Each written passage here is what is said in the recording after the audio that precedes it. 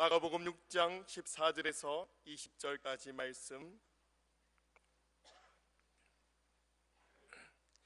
이 예수의 이름이 드러난지라 헤로도 왕이 듣고 이르되 이는 세례 요한이 죽은 자 가운데서 살아났도다.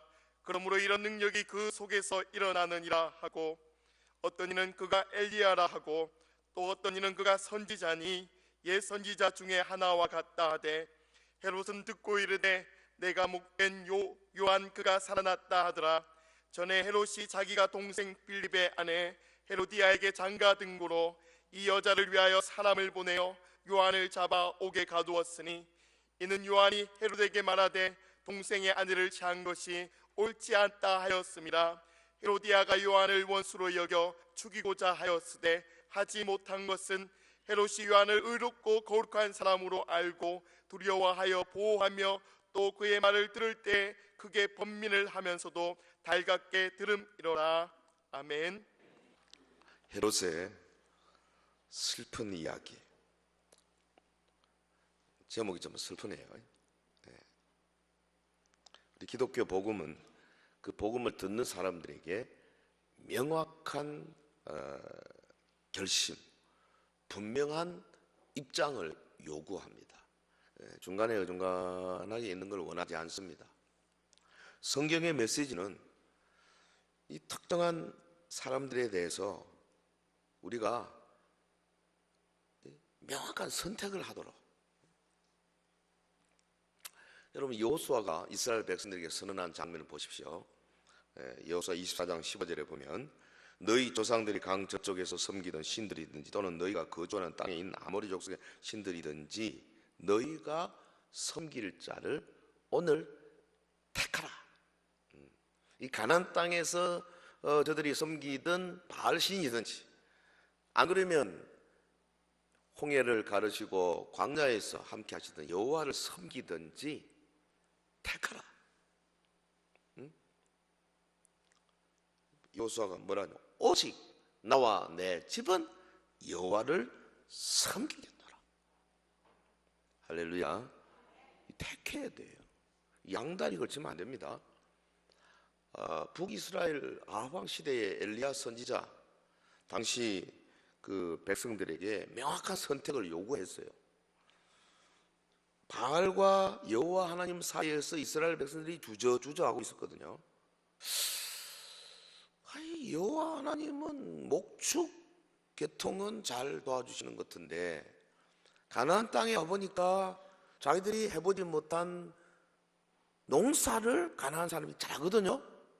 우리 농사를 해본 적이 없는데 이 사람들은 왜 이렇게 농사를 잘하냐? 너 어떻게 농사를 잘하냐? 우리는 바알을 섬긴다. 바알은 비와 바람과 이런 것을 통제하시는 분이다. 그런가 보다. 그래서 이 이스라엘 사람들이 바알하고 여호와 하나님 사이에서 주저하고 있는 겁니다. 지금 엘리야가 뭐라 그러냐? 열왕기상 18장 21절, 너희가 어느 때까지 둘 사이에서 머뭇하려느냐? 여호와가 만일 하나님이면 그를 따르고 바알이 만일 하나님이면 그를 따를지니라. 이 복음은 언제나 우리에게 분명한 선택을 요구합니다. 천국이냐 지옥이냐. 그렇지, 뭐 연옥 같은 거 만들어 놓고 뭐 어떻게 나중에라도 잘하면 좀 이런 거 없어요. 구약의 마지막 선지자인 세례 요한의 메시지도 그러했습니다. 요한은 세례받으러 요단강으로 몰려온 무리들에게 너희가 회개에 합당한 열매를 맺어라 분명히 요구했어요. 많은 무리들이 왔지요. 예를 들어서 옷 2벌 있는 자는 옷 없는 자에게 나눠줄 것이요, 먹을 것이 있는 자도 없는 자에게 그렇게 해라. 세리들이 왔습니다. 우리는 뭐 할까요? 너 세금 거두는 세리들아, 부과된 것 외에는 거두지 말라. 왜? 법적으로 부과된 것 플러스 일부를 더 해가지고 자기들 호주머니에 넣는 그런 나쁜 짓을 하느냐. 군인들에게는 사람들에게 강탈하지 말고 거짓으로 고발하지 말고 너희 받는 급료를 족한 줄 알아라. 분명한 삶의 방향을 제시했어요. 예수님도 마찬가지입니다. 예수님이 복음을 주실 때에 선명하게, 그래서 넓은 길이 있고 좁은 길이 있다. 이건 사람들이 많이 간다, 멸망으로 가는 거다. 좁은 길, 좁고 협착해서 찾는 자가 적다. 그러나 그게 생명의 길이다. 명확하게 말씀해 주셨어요. 집을 짓 때 모래 위에 짓지 마라, 반석 위에 지어야 한다. 양과 염소의 비유, 양은 천국으로, 염소는 지옥으로 분명하게 선을. 양도 아니고 염소도 아니고 그런 건 없어요, 예수님에게는. 그래서 사도 바울이요, 자기들은 그리스도의 향기다. 그래서 이 향기가 가는 곳곳마다 이 사람에게는 생명으로 쫓아 생명에 이르고 저 사람에게는 사망으로 쫓아 사망에 이른다. 말씀을 받는 자는 그 생명을 받아서 더 복을 받고, 말씀을 안 받는 자는 완전히 지옥 자식이 되고, 이 복음의 칼날 같은 이 분명한 이 선명성. 근데 이 오늘 본문을 보면요, 이 헤롯이 지금 요 선명한 복음의 요구 앞에서 머뭇머뭇하다가 결국 멸망했어요. 이제 그걸 좀 살펴보려고 하는 겁니다. 당시 그 예수님의 사역이 한참 진행될 때죠. 예수님의 이름이 막 멀리 퍼져가 나갈 때입니다. 그것이 헤롯의 귀에까지 들어왔어요. 그래서 헤롯이 듣고는 하는 이야기, 이 사람은 세례 요한이 죽은 자 가운데 다시 살아났구나. 그래서 그 능력이 그 속에서 역사하는구나. 왜냐하면 자기가 목배에서 요한을 죽였지 않습니까? 막 두려워했습니다. 헤롯이 어떤 사람이냐? 헤롯은 예수님 태어날 때에 있었던 헤롯 대왕, 그 대왕의 아들 여러 사람이 있는데 그 중에 하나죠. 그 헤롯 대왕의 둘째 아들입니다. 헤롯 안티파스입니다. 근데 이 갈릴리와 베레아 지방의 그 지역 맡은 분봉왕이에요. 이 사람이 그 당시 동쪽에 아라비아의 그 누구죠? 아레다 4세의 딸을 왕비로 맞았어요. 별로 사랑이 없었습니다. 근데 자신의 동생 헤롯 빌립의 처 헤로디아 하고 눈이 맞았어요. 간통을 했어요.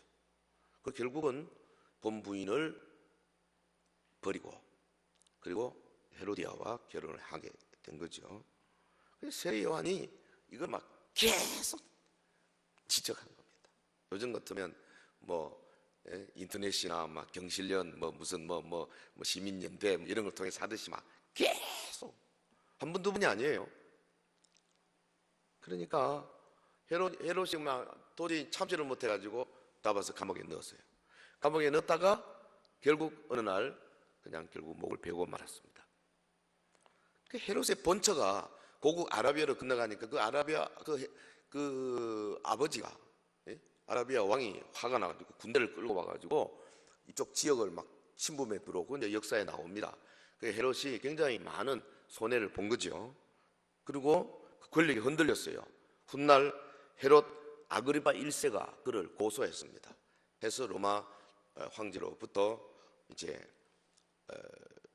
칙령이 내려와서 그 사람을 잡아가지고 그 지금 현재 그 프랑스 리옹 지역 거기에 유배시켰다가 거기서 한 얼마 있다가 죽음을 맞이해서 비참한 최후를 맛봤어요.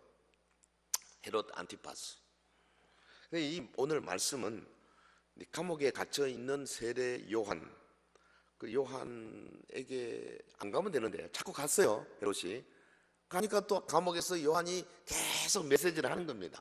헤롯에게. 참 신기합니다. 헤롯의 일생 가운데 어떤 의미에서는 가장 하나님의 구원에 근접했던 때입니다. 가장 은총의 시간, 다시 말하면 당시 세계 최고의 설교자하고 자꾸 만났으니까. 그러면서도 결국 구원의 길에서 탈락하고 말았어요. 세례 요한을 목베고 버림받고. 헤롯의 슬픈 이야기. 오늘 말씀을 통해서 우리 자신의 모습을 좀 돌아보고 우리 주변의 안타까운 사람들을 연민의 정으로 생각하면서 우리가 가야 할 길을 다시 한번 다짐하는 시간이 되기를 주 이름으로 축원합니다. 자, 이 헤롯의 슬픈 이야기 첫 번째의 주제는 이 사람이 세례 요한의 설교를 들으면서 막 번민하고 고민하고 이러면서도 또 한편으로는 즐겼어요. 달갑게 들었어요. 오늘 보면 20절, 헤롯이 요한을 의롭고 거룩한 사람으로 알고 두려워하여 보호하며 또 그의 말을 들을 때에 크게 번민을 하면서도 달갑게 들음이러라. 마음에 막 가책을 받고, 그래서 내가 이거 어떡하나, 내 동생의 철을 자기가 가졌으니 이게 뭐 보통 문제 아니죠. 그렇다고 또 버리지도 못하고, 그런데 또 세례 요한의 말을 들으니까 또 이게 맞는 말이거든요. 가서 또 듣고 싶고. 이상한 사람이에요, 이 사람. 다시 말하면 구원의 문턱까지 가서 그 앞에서 왔다 갔다 하고 있는 사람이에요. 19절에 보면 헤로디아가 그 이야기를 듣고 세례 요한을 죽이려고 하죠. 뭐 철천지 원수 아닙니까? 세례 요한이 계속 뭐 헤로데게 헤로디아를 버려라 하니까 이 여자가 막 죽이려고 하는데 못 죽였어요. 왜? 20절, 헤롯이 요한을 의롭고 거룩한 사람으로 생각하기 때문에 죽일 수는 없는 거죠. 여기 두려워하여 보호하며 그랬거든요. 두려워하여, 포베오 동사는 경외하다라는 뜻이 있어요. 그러니까 헤롯이 요한을 두려워하면서도 요한이 그 의롭고 거룩한 모습, 그것을 보고 마음으로 존경한 겁니다. 보호하며, 이거는 미완료 과거 시제입니다. 다시 말하면 계속적으로 보호했다는 거죠. 헤로디아가 걸핏하면, 시간만 하면, 기회만 있으면 요한을 죽이려고 하는데 헤롯이 계속 막았다는 거죠. 못 죽이게. 잠깐 한번 있었던 해프닝이 아닙니다. 그러니까 이 헤롯이라는 사람의 그 인격 자체가 아주 고정적인, 특이한 케이스죠. 설교 듣기를 번민하면서도 한편으로는 즐겼어요. 이 말은 헤롯이 헤로디아의 말하고 세례 요한 사이에서 어떻게 할지를 몰라가지고 막 방황하고 있는 것을 보여줍니다. 여러분, 주저주저하는 헤롯, 요한의 분명한 말씀 앞에서 명백한 결심을 하지 못한 헤롯, 결국 복음 없는 불신자와 다를 바 없이 결과가 되고 만 거죠. 복음을 듣는 사람에게 확고한 결단이 따르지 아니할 때 이 복음은 아무 쓸모가 없는 겁니다. 예배에 나오고 교회 봉사해도요, 내 영혼 속에 확고한 결단, 버릴 거는 버리고 취할 거는 취하고, 이 양자에서 왔다 갔다 하지 아니하고 자기의 그 정체를 확실하게 하지 않으면 결국은 아무 쓸모없이 되는 거죠. 불쌍하게 되는 거예요. 헤롯은 요한의 설교를 달게 받았어요. 감동도 했어요. 아마 눈물도 흘렸는지 몰라요. 느끼기도 했습니다.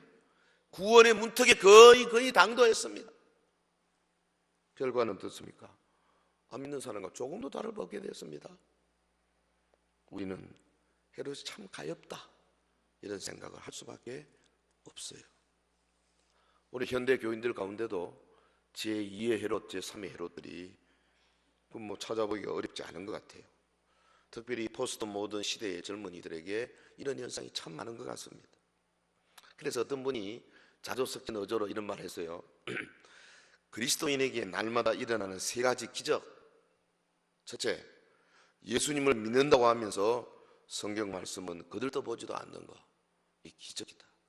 두 번째, 예수님 사랑한다고 하면서 전도할 생각은 전혀 하지 않는 거, 이것도 기적이고, 셋째, 그러면서도 예수님을 믿고 사랑한다고 자신에게 말하는 거, 이것도 기적이다.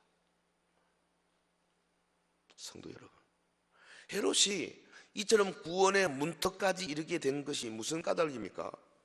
조금 더 살펴볼까요? 본문 20절, 헤롯이 요한을 의롭고 거룩한 사람으로 알고 두려워하여 보호하며도 그의 말을 들을 때에 크게 번민을 하면서도 달갑게 들음이러라. 헤롯은 요한의 인격 생에 크게 감동된 거죠. 당시 다수의 지도자들이 이 요한에 대해서 그렇게 알지 못했습니다. 그런데 헤롯은 요한이 의롭고 거룩한 사람이라는 것을 확실히 알았습니다. 비록 헤로데아 때문에 요한을 감옥에 가두지 않을 수는 없었습니다.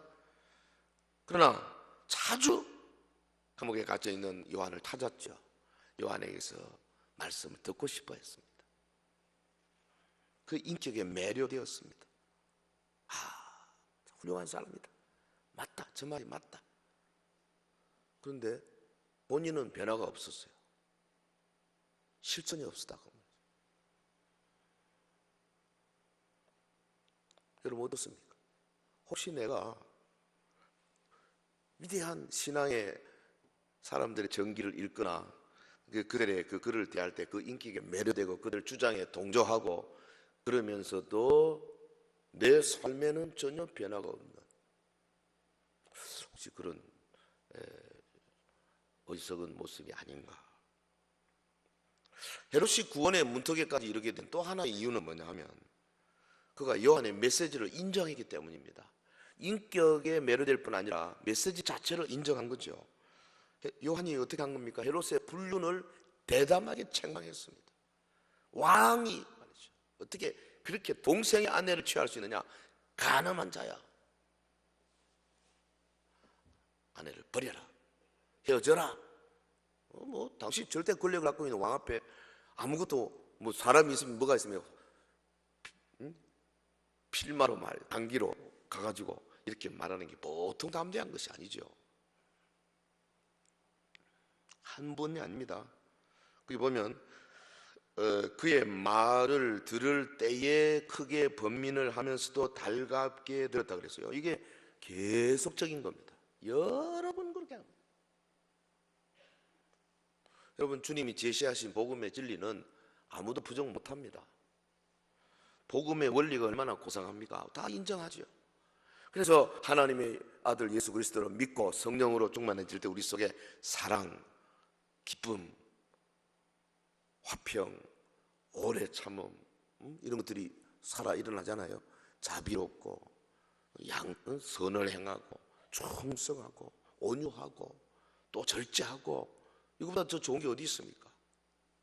그게 복음의 진리예요. 고상하죠. 아무도 거부할 수 없습니다. 여러분, 믿는 사람들, 믿지 않는 사람들, 이 마태복음 5장, 6장, 7장의 산상순 갖다 대면 야, 정말 대단하다. 어떻게 이런 가르침이 있나? 지구상의 어떤 성현의 가르침보다도 더 차원 높은 가르침이라고 다들 인정합니다. 헤로드 역시 세례 요한이 전하는 메시지를 부정하지 않았습니다. 헤롯은 요한을 아직 감옥에 가두기 전에 이미 요한의 메시지를 알았어요. 그것을 즐기까지 했습니다. 그 모든 일에도 불구하고 헤롯 개인의 상에 보면은 다 흡사하였습니다. 결국은 지옥에 굴러 떨어지고 말았습니다. 놀라운 일이죠. 혹시 우리 주위에 그런 사람은 없는가? 우리 119 새생을 세우게 하는 이유도 이런 데 있어요. 혹시 교회에 대해서 좋은 생각을 가지고 있고 예수님에 대해서 좋은 생각을 가지고 있는데도 불구하고 확실히 들어오지 않은 사람은 딱 하든지 이 분명한 결단을 하도록 만들 책임이 우리에게 있어요. 자, 두 번째로 조금 더 깊이 들어가서 요한의 설교가 헤롯에게 아무 쓸모 없었던 이유가 뭔가? 우리 시대의 헤롯들은 그러니까 교회 예배에 자주 참석하고 설교에 들어 감동도 받고 자신의 부족한 모습에 새로운 결심을 다지기도 하고 그렇습니다. 그러나 그게 다입니다. 아무런 변화가 일어나지 않고 아무런 열매도 없고 마지막 숨을 거둘 때에는 결국은 불신자와 다를 바 없이 끝나고 많은 사람들, 그토록 많은 사람들을 회개의 세례로 이끌었던 세례 요한의 설교가 왜 헤롯에게는 결국 무용하게 하고 말았나? 쓸모가 없었나? 그 첫째는 헤롯이요, 환경의 노예였어요. 어떤 느낌만으로 만족해하는 피상적인 인물이었어요. 분위기에 쉽사리 입사하는 사람이었어요. 헤롯은 끝까지 맞서서 정당한 입장을 일관되게 고수하지 못했습니다. 세례 요한이 죄가 없고 세례 요한이 의롭고 거룩하면 끝까지 주장해야죠. 진리의 말씀에 감동했다가 잊어버리고, 감동했다가 잊어버리고, 또 감동했다가 잊어버리고, 그런 사람. 여러분, 복음을 듣고 감동해서 하나님께 전적으로 헌신하기로 결심한 다음에 얼마 지나지 않아서 원래의 모습으로 되돌아가는 사람이 얼마나 많습니까? 결심을 딱 했으면 그걸 가지고 끝까지 가야 되죠. 하나님은 영원하신 재판장이고 나는 죄인이다. 내 뜻과 관계없이 나는 하나님 옆에 서게 될 것이다. 나의 죄의 책임 때문에 나는 정죄당하고 지옥으로 굴러 떨어질 것이다. 이것이 죄에 대한 내 율법이요, 내 양심이다. 그런데 부르심이 있다. 나는 예수 그리스도의 십자가 보혈의 능력을 믿고 주님의 사역과 용서와 주님의 생명 주심을 믿고 내 자신을 드려야 하겠다. 이것이 유일한 안전 출구이다. 나는 정적으로 헌신해야 하겠다. 나는 하나님을 기쁘시게 해드리는 일에 내 삶을 바치겠다. 이렇게 마음을 탁 먹었으면, 이 은혜를 받고 간증까지 하고 결심하고 했으면 이거 계속 가야 되는, 좀 시간이 지나면만 또 흐지부지 되고 흐지부지 되고. 그러니까 이 헤롯의 모습은 논리적이지 않습니다. 매우 우스꽝스러운 모습이에요. 일관성이 없어요.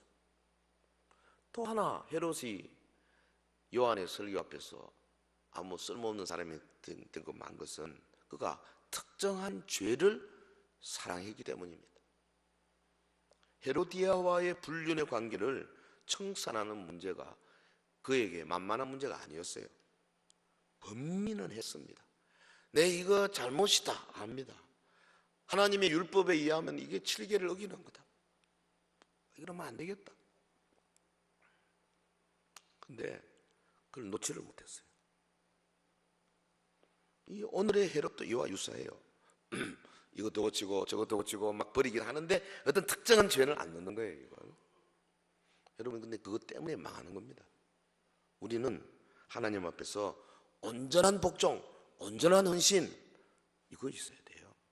할렐루야, 할렐루야.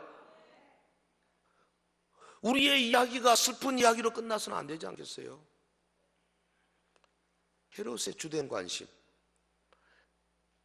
요한의 그 메시지가 헤롯에게 무용했던 또 다른 이유, 세 번째 이유는 헤롯의 주된 관심이 세상의 인기와 평판, 그거 누리는 데 있었기 때문에. 그가 많은 사람들 앞에서 호언장담했지 않습니까? 잔치 벌려놓고 그 헤로디아의 딸 살로메가 막 예쁘게 춤을 추니까 막 헤롯이 말이죠, 그 호기를 부렸죠. 많은 사람들 앞에서, 야, 내 나라의 절반이라도 니한테 주마. 그런 거 하면 안 되거든요.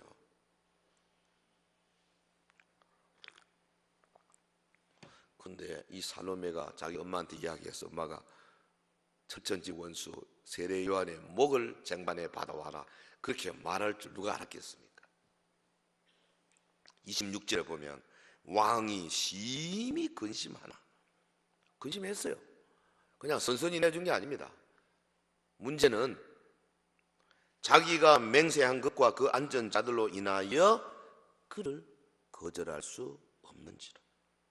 안 그래도 세례 요한의 존재에 대한 두려움, 옥에 가둬놓은 것에 대한 죄책감, 이런 것으로 부담으로 고민에 사로잡혀 있었던 헤롯인데, 그런 차에 살로메가 세례 요한의 머리를 요구하니까 이게 뭐 줄 수도 가질 수도 없고 뭐 얼마나 고민이 크겠어요. 그러나 결국 헤롯에게 얼마 남지 않은 조그만 양심, 거기에서 비롯된 이 고민은 자신이 많은 사람들 앞에서 한 맹세, 그래서 그 사람들에 대한 인기, 그 사람들에 대해서 자기의 호기, 이거와 비교해 보니까 그 양심으로 세례 요한을 보호해야 되겠다는 게 별거 아니었다 이 말이죠. 포기해버린 거죠. 여러분, 세상적 인기가 뭐 그렇게 좋은 겁니까? 죽어 썩어질 사람들의 이목이 과연 영원한 재판장의 불꽃 같은 눈보다도 더 무섭냐고요. 헤롯은 오늘의 핑계투성인 발목 신자들의 모습과 흡사합니다. 여러분, 2차 세계 2차 대전 때 이야기인데요. 일본군이 미국을 침공하기 위해서 하와이에 정박해 있던 항구를 폭파하는 그 시기, 그때 미군 가운데 자신이 꽤 괜찮은 종교인이다, 신앙인이다 생각하고 살아가던 로이 로버츠라는 사람이 있었어요.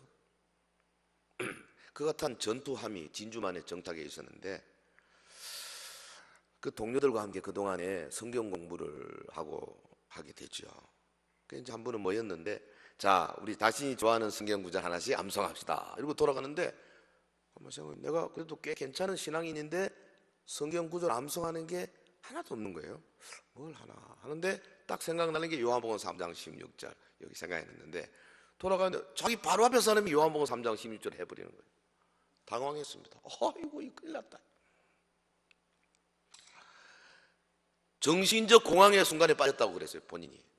그래가지고 발가벗고 서 있는데 부끄러움을 느꼈습니다. 그날 밤에 자는데요, 성령님이 말씀하시는 내밀한 음성을 듣습니다. 로이 로버츠, 너는 가짜다. 너는 아무것도 아니다. 네? 영어로 말하면 You are fake. You are nothing. 성령의 음성을 들은 거예요. 그리고 뭐 좀 괴로움 속에서 다음날 아침 7시 55분에 갑자기 막 배의 경적 소리가 나고 막 대단한 막 시끄럽습니다. 보니까 360대의 일본 항공기가 진주만에 정박해 있던 그 미군의 배들을 향해서 막 하고 막 폭탄 투투하고, 그러니까 이제 뭐 다른 성문과 함께 그 기관총이 장착된 곳으로 막 달려가서 이제 대공 포화를 막 쏘려고 합니다. 그런데 로이 로버츠가 기관총을 잡고 쏘는데 그게 다 뭐냐 하면은 훈련용 가짜 총탄이었어요. 그 당시 실탄을 장치를 안 했어요. 일본이 그까지 온다는 꿈에도 생각 안 했기 때문에.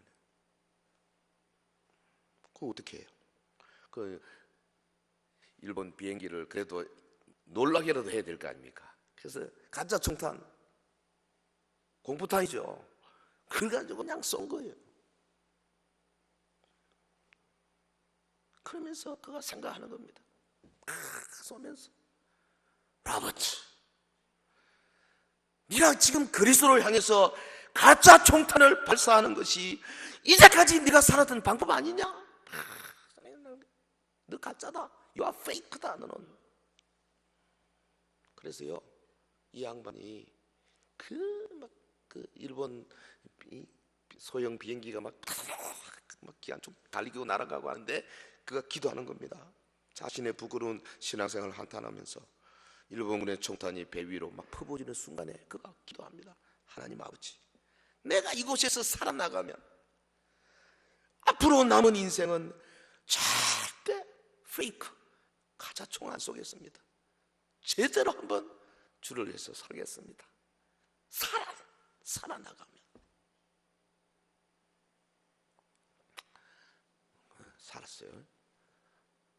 그리고 그가 그 후에 내비게이터 선교회를 창설한 도슨 트라트맨을 찾아가서 그분하고 아주 이 선교를 위해서 훌륭한 일을 많이 했습니다.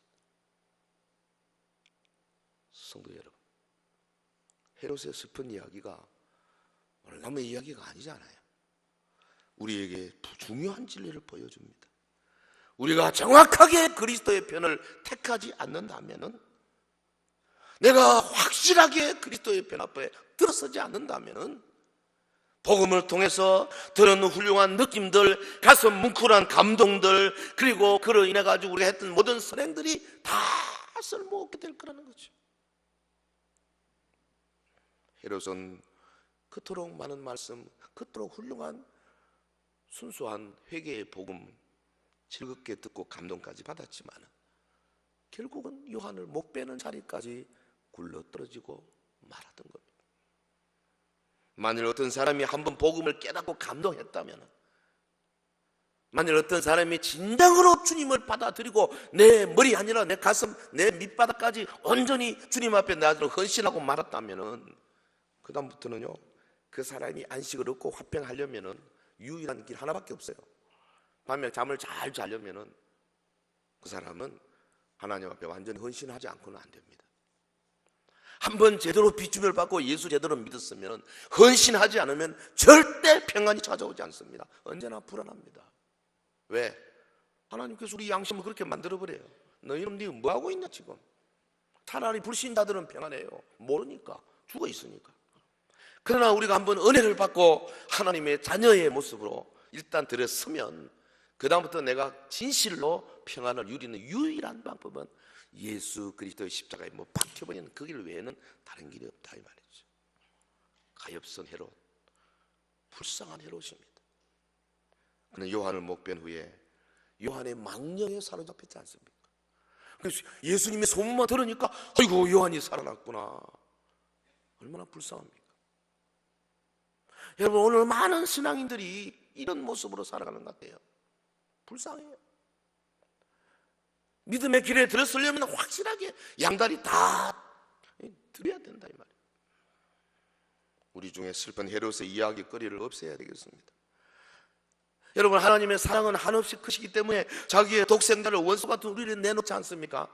그래서 우리가 하나님의 사랑을 끝이 없다, 하늘과 같다 그렇게 표현하지만은 한 가지 잊어버리지 말아야 할 것은 대신에 하나님의 사랑이 큰 것만큼 어린 양의 분노 또한 크다는 거 아셔야 됩니다. 우리는 복음을 듣고 한번 깨달았으면 적어도 하나님의 형상을 가진 우리이기 때문에 이 논리의 추적을 끝까지 이어가서 완전한 결심, 완전한 결단까지 가야 됩니다. 할렐루야. 표적을 끝까지 주목하여 놓치면 안 돼요. 사도 바울의 굳은 결심, 나는 아직 내가 잡은 줄 여기지 아니하고 오직 한 일 즉 뒤에 있는 것을 잊어버리고 앞에 있는 것을 잡으려고 표대를 향하여 예수 안에서 하나님이 위에서 부르신 부름의 상을 위하여 달려가노라. 헤롯의 슬픈 이야기. 여러분, 성령님께서요 우리에게 확신의 영으로 오셨어요. 이왕 내가 예수 믿게 생겼으니까, 이왕 내가 구원의 길에 들어섰으니까 이제부터 정말 성경이 원하는 수준의 하나님 나라 안으로 쏙, 지난주일에 그 나라와 그 의를 구하라, 그 의를 구하라, doing the right thing, 옳은 일을 하는데 온전히 매진, 하나님이 원하시는 옳은 일. 여러분, 하나님 원하시는 옳은 일은 하나님 사랑하고 이웃을 사랑하는 거 아닙니까? 완전히 적당히 양다리 걸쳐가지고 항상 괴로워하고 번민하고 또 즐겁게 듣고 또 은혜도 받고 또 괴로워하고 이러지 말고 아주 확실하게 주님 편에 딱 들어서서, 그래서 바울처럼 빌립보 감옥에 갇혔어도 막 찬송하고 기뻐하고 할 수 있는 그런 수준의 그 수준이 있거든요. 그 삶이 있어요. 그걸 향해서 우리 모두가 다 달려가기를 주의 이름으로 축원합니다. 축원합니다.